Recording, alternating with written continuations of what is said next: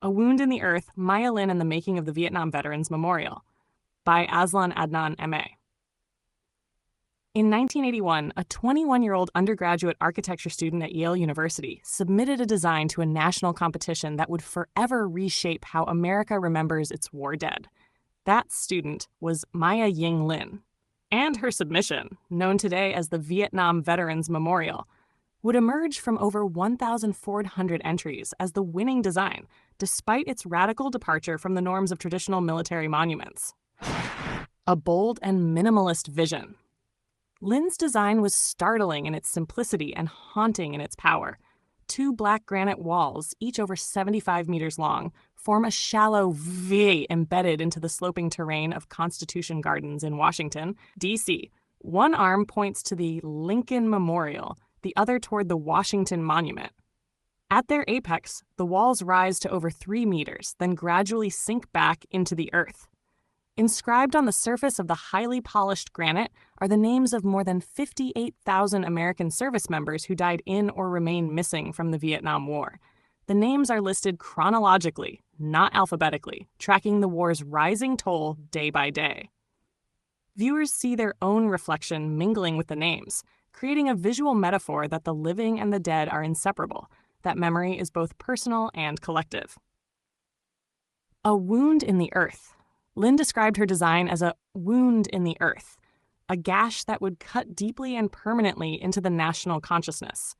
Rather than glorify war or promote patriotism, it confronts visitors with the stark cost of conflict. The descent into the memorial's sunken path mimics a journey into grief, the return ascent, a movement toward healing.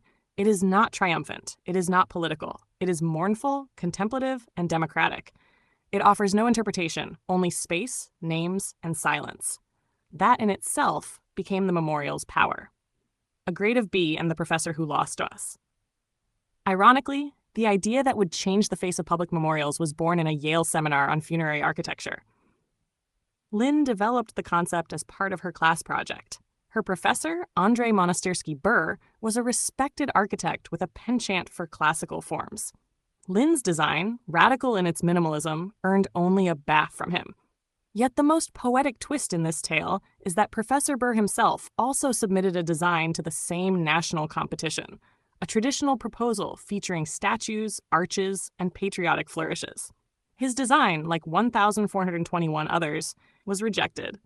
Maya Lin's spare and subversive vision won. Years later, Lin would reflect on the moment with quiet irony. He didn't like the abstraction of my idea. The competition jury, on the other hand, recognized its originality, restraint, and emotional resonance. Why it won. Several factors contributed to the panel's unanimous selection of Lin's design. Originality. It rejected the conventions of grandiosity and heroism common to war memorials.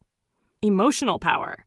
By listing names without hierarchy, and through its slow descent and rise, it evoked grief and reflection rather than celebration.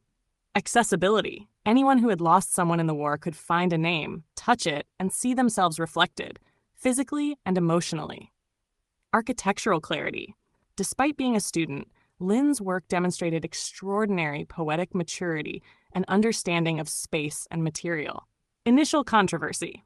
The memorial's selection was not without fierce backlash. Critics decried it as a black scar, a monument to shame, and un-American. Some objected to the absence of traditional patriotic symbols. Others attacked Lin personally, highlighting her youth, gender, and Chinese heritage, despite her being born in Ohio and descended from a family of scholars and artists. The opposition led to the addition of a nearby statue, the 3 soldiers, and a flagpole. These elements were placed strategically so as not to interfere with the integrity of Lin's original vision. But over time, the memorial itself won hearts. Veterans who had initially criticized it began to embrace it. The families of the dead came. They made etchings of names, left flowers and letters and medals. The wall became sacred. A legacy cemented in stone. Today, Maya Lin's Vietnam Veterans Memorial stands as a masterclass in how public architecture can invite collective mourning, personal reflection, and national healing without fanfare or ideology. It is now one of the most visited sites in Washington, D.C., revered not only for whom it remembers, but for how it remembers. It redefined what a war memorial could be, not a shrine to power, but a mirror to grief. And it all began in a university seminar with a B grade and a vision too bold for the man who taught her.